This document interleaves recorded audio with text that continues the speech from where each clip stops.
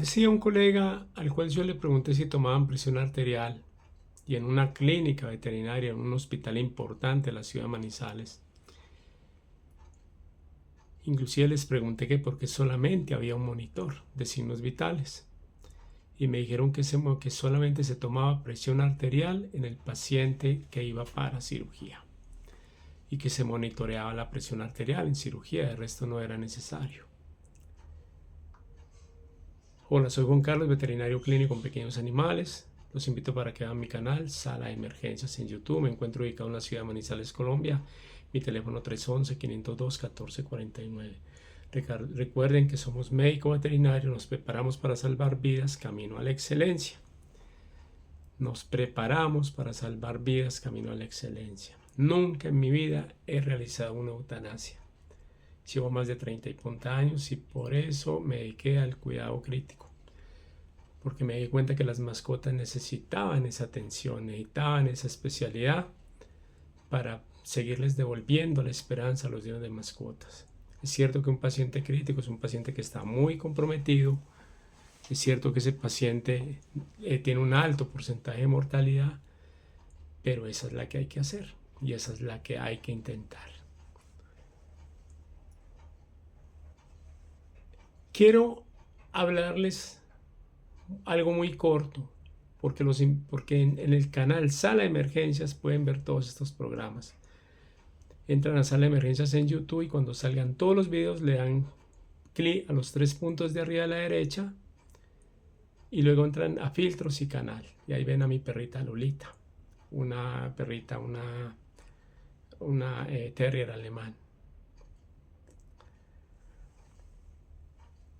La importancia de tomar presión arterial en perros y gatos y en las especies que nosotros manejemos. En mi caso, que manejo es que tengo orientación o especialización en especies silvestres. Cuando tomamos presión arterial en un paciente, lo hacemos para mirar una de las ventanas fisiológicas del paciente. Y esto nos indica muchas cosas. De las dos presiones arteriales, la que nos indica la perfusión de los tejidos es la presión arterial diastólica. La presión arterial es la oposición que hacen los grandes vasos pulmonar y aorta a la eyección de sangre del corazón o al gasto cardíaco, que es el volumen latido por la frecuencia cardíaca en un minuto. En cada una de las especies, en humanos es de 5 a 7 litros por minuto y en pequeños animales varía entre 80 a 140 por minuto, a veces hasta más.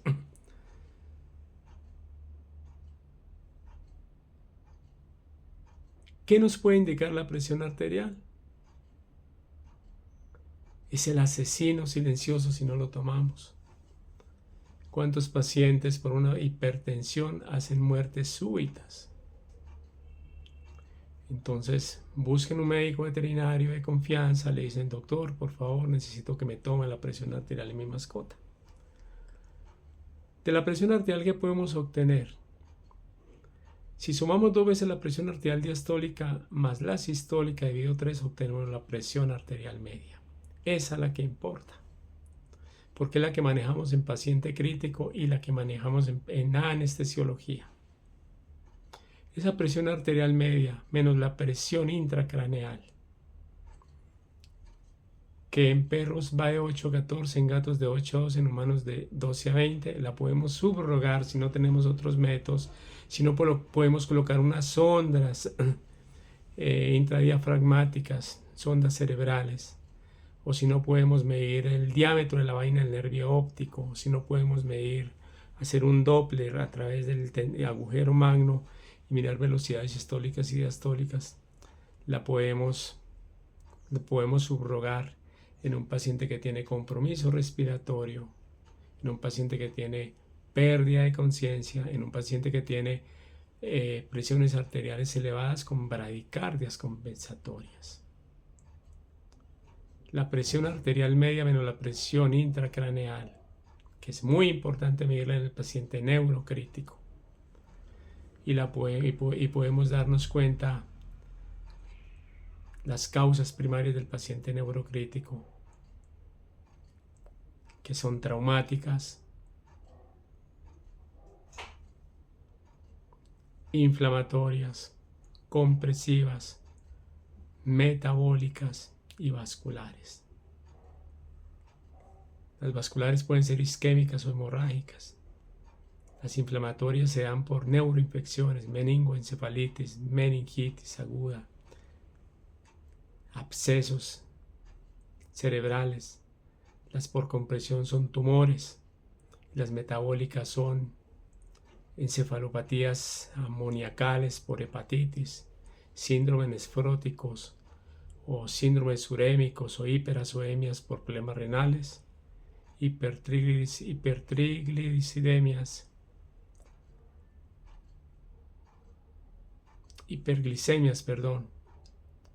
que también tienen que ver con otros compromisos, y trastornos hiperosmolares en el paciente neurocrítico, que nos va a llevar a un paciente que nos va a convulsionar.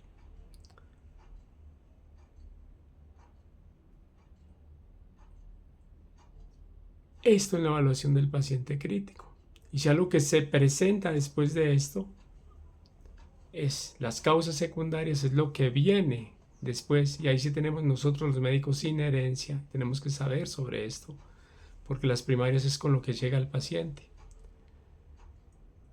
Y como tenemos inherencia sobre las causas secundarias, tenemos que controlar el edema, la hipertensión intracraneal del paciente, y tenemos que controlar la herniación. Para eso tomamos presión arterial media y presión intracraneal, o la subrogamos. Y esa presión arterial media y presión intracraneal debe estar entre 60 y 100 milímetros de mercurio. Ojalá se mantenga entre 60 y 70. Cuando está por debajo de 60, quiere decir que el paciente está entrando en un estado de isquemia. Ese cerebro se está inflamando, está aumentando la presión intracraneal y no está llegando oxígeno al tejido cerebral. Y el paciente va a hacer una muerte encefálica en cualquier momento. Y todo esto lo llamamos presión de perfusión cerebral. Es la diferencia entre la presión arterial media o la PAN y la presión intracraneal. Hay otro parámetro a medir en el paciente crítico, y se llama el índice de choque. El índice de choque del paciente crítico debe estar entre 0.5 y 0.7. Cuando está por encima de 0.8, el paciente crítico está grave, y cuando está por encima de 1, el paciente crítico está con un alto grado de mortalidad en el índice de choque, y se toma frecuencia cardíaca dividido presión arterial sistólica. Hay otro que se llama el índice de choque modificado. El índice de choque modificado es frecuencia cardíaca dividido presión arterial media, y lo normal va entre 0.7 a 1.3. De 1.3 a 1.8 el paciente está grave, y de 1.8 el paciente tiene un alto índice de mortalidad. Y si miramos a esto, pacientes que sostienen la frecuencia cardíaca, pacientes sépticos, entre 90 y 95 frecuencia cardíaca por minuto por más de 5 minutos, son pacientes que tienen un 5% de mortalidad. Aquellos que manejan entre 110 y 115 por más de 15 minutos tienen un 15% de mortalidad, y aquellos que manejan más de 125 frecuencia cardíaca, 125 por más de 25 minutos, son pacientes que tienen un 25% de mortalidad, y así. Hay otro parámetro a medir que se llama el índice diastólico, de choque diastólico. Cuando la presión arterial diastólica está entrando en falla, hay disminución en la presión, en la perfusión a los tejidos, y ahí debemos de medir nosotros lactato. Y para medir, y cómo lo subrogamos, cuando vemos el moteado en forma de una moneda en la rodilla. En pacientes de pelo oscuro debemos de buscar ese moteado. Cuando el moteado va hasta la parte superior de la rodilla, el paciente está más crítico. Cuando sube hasta los bastos, el paciente está más crítico. Cuando sube hasta la ingle, más crítico, y así sucesivamente. porque hay una disminución en la perfusión sanguínea. Ese índice de choque diastólico nos indica la perfusión sanguínea y debemos de medir lactato. En el paciente crítico, por regla general, es mejor medirlo. Cuando la presión de pulso es normal, pero hay hipotensión, las causas son sistémicas y debemos de buscar alguna vasodilatación, algo que nos esté desencadenando una vasodilatación en perros o gatos o en el paciente que nosotros estemos manejando. Eso hay que hacer en todos los pacientes. Y otro de los parámetros a medir es el doble producto. Multiplicamos la frecuencia cardíaca por la presión arterial sistólica y cuando está por encima de 11.000, generalmente en perros y gatos, quiere decir que este paciente aún no ha salido del choque en que se encuentra y aún no está bien reanimado. Entonces, los invito a que vean mi canal Sala de Emergencias en YouTube, activen la campana de notificaciones y den like. Para todos ustedes, hasta un próximo quite, que Dios los bendiga, que Dios me bendiga. Recuerden que soy Juan Carlos, veterinario clínico con pequeños animales. Soy clínico con orientamiento en cardiología, medicina interna, medicina de cuidado crítico y medicina de especies silvestres.